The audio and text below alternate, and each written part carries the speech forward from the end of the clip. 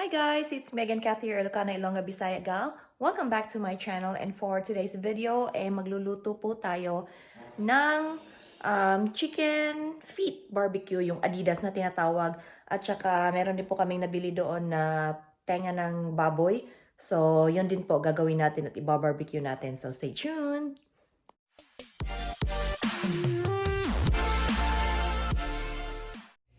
Ayan, so may binili po tayo na tenga ng baboy. Ayan po, I think 2, 4, 6. 6 na piraso po. And then, together with that, we also have the chicken feet or yung Adidas sa ating mga Pinoy na tinatawag. Ayan, so lilinisin natin yan, tatanggalan natin ng kuko, lagay natin dito. And then, aadobuhin po natin siya.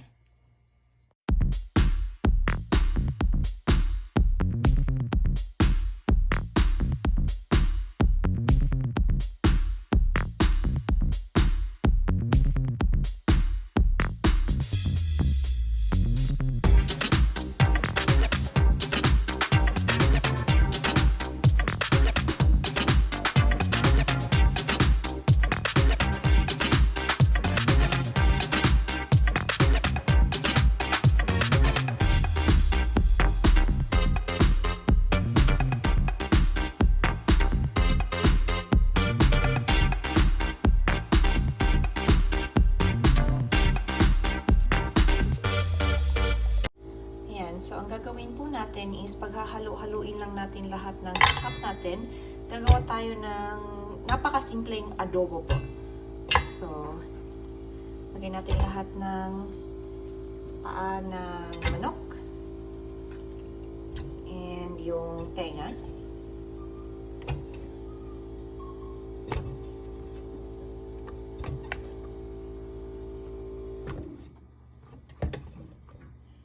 Then, ihalo lang din po natin yung laurel at saka garlic. Tapos yung ating toyo.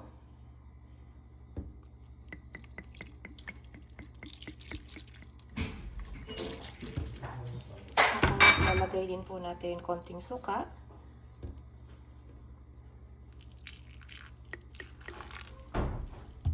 And yung paminta. So, ito na lang coarse ground pepper ang gamitin natin. And then, konting tubig din po para kumulo siya at saka mas lumambot.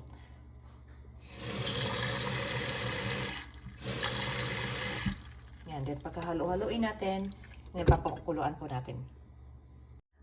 Ayan, so change of plan kasi masyadong maliit yung kaldero na una kong pinaglagyan, kaya tinanggal ko at saka nilagay ko dito sa medyo malaki-laking kawali. So ganyan po, medyo nakalubog siya. May toyo, konting suka, tubig, paminta, bawang at saka dahon ng laurel po yan. So adobo style, yan po ang gagawin natin at papalambutin natin siya. Ayan po, so while we're waiting for our meats to cook, yun pong tenga ng baboy at saka yung paa ng manok, let's do the sauce. And these are the ingredients. And of course, I give the credits to Team Canlas. Canlas TV po ang pangalan ng YouTube channel nila. Hello Kuya Dex, hello po Kuya Chester. And thank you so much for making the vlog for the Kanto style barbecue. Ito po, I will try to make that one out of your vlog, and sana po ma-perfect ko at magustuhan din po ninyo itong video na to. High 6 po sa inyo, and now let's start mixing our sauce.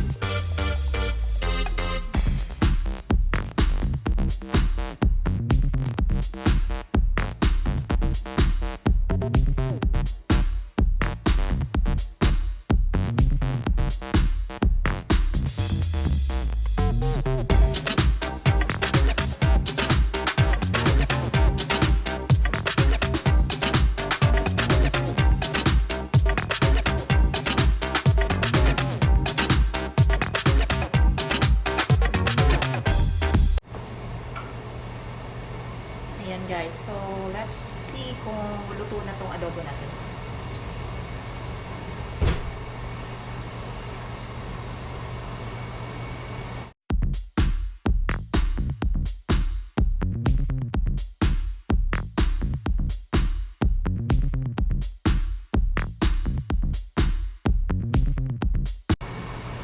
Actually guys, yung yung paa ng manok is okay na.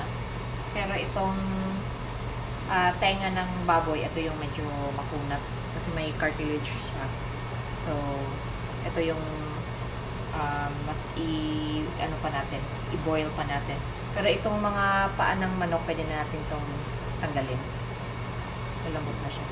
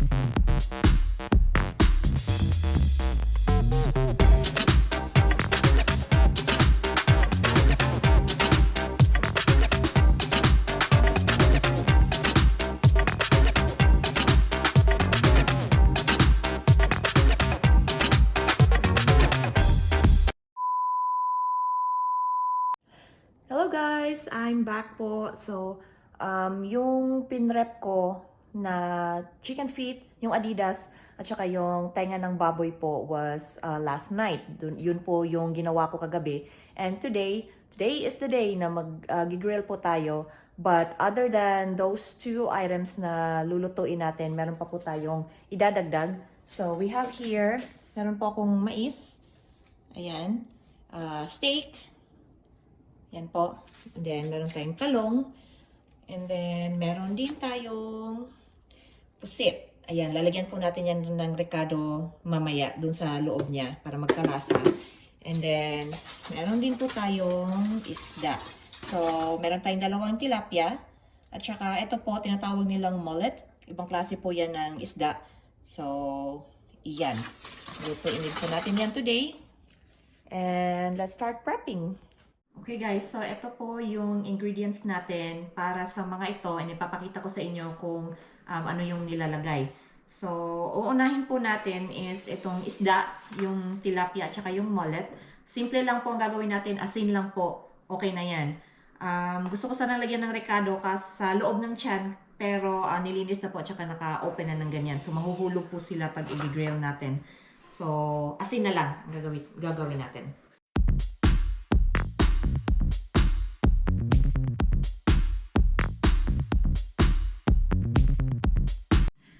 Yung next po natin na ipe-prep is yung steak.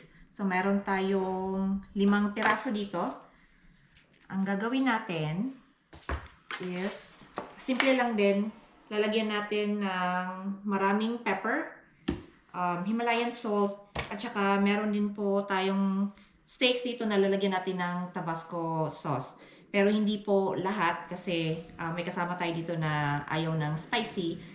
So, i-set aside natin yon. Pero, ito po is also a good meat tenderizer. Pag nilagay niyo po ito sa steak ninyo, hindi lang siya nag-a-add ng flavor, kundi mas lumalambot pa yung karne niya. So, let's start.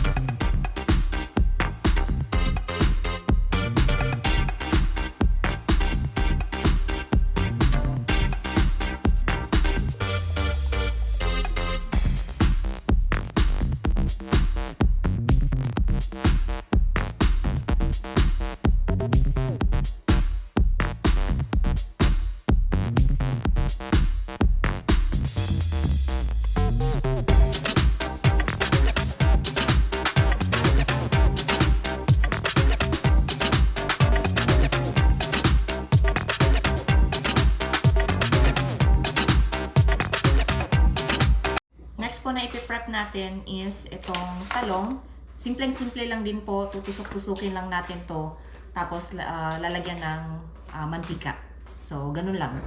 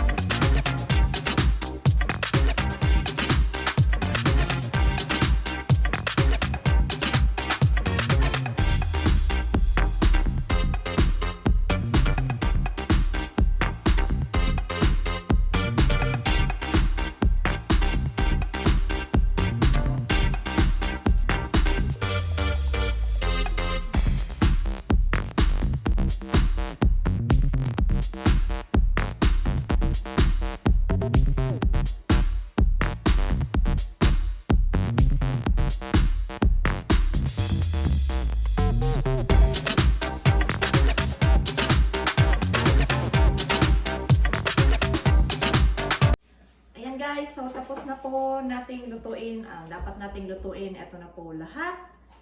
It's time for budong fight. Kain po tayo, mga antayon, mga unta.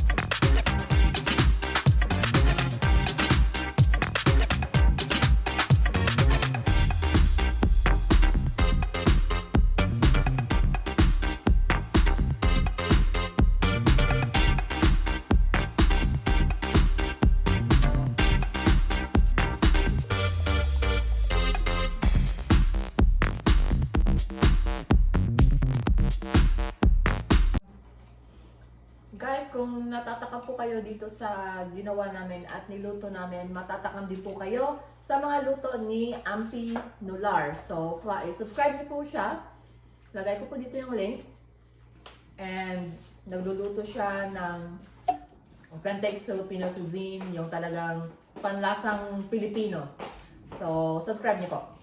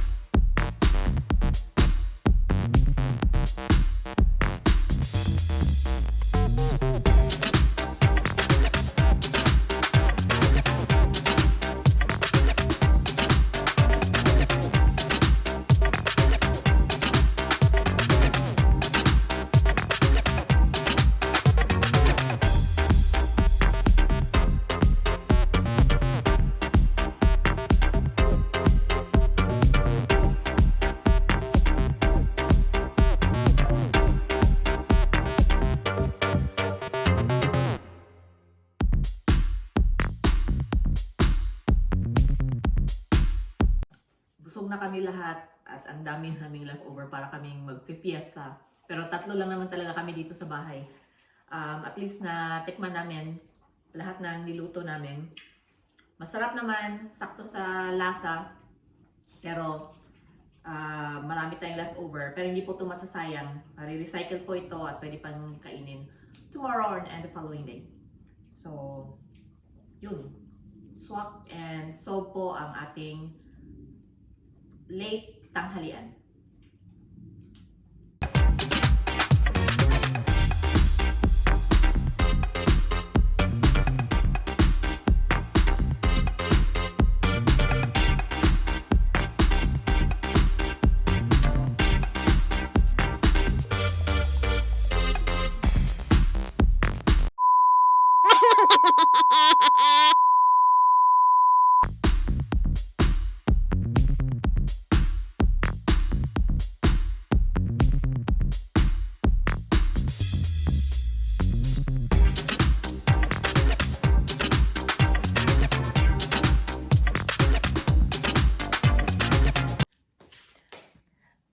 Ayan, so maraming leftovers pero okay lang. I hope you guys enjoyed and natakam din po kayo sa luto at inihaw at kinain namin. Again, thank you so much for watching. Please don't forget to like and subscribe to my channel and please don't forget to hit that bell button para naman po notified kayo pag meron akong mga bagong uploads na mga videos for my vlog. This has been Kathy, your Ilocana, Ilongga, Bisaya gal, always saying, don't let anyone turn you away from your purpose and always live life for what it's worth. Thank you so much for watching. Bye!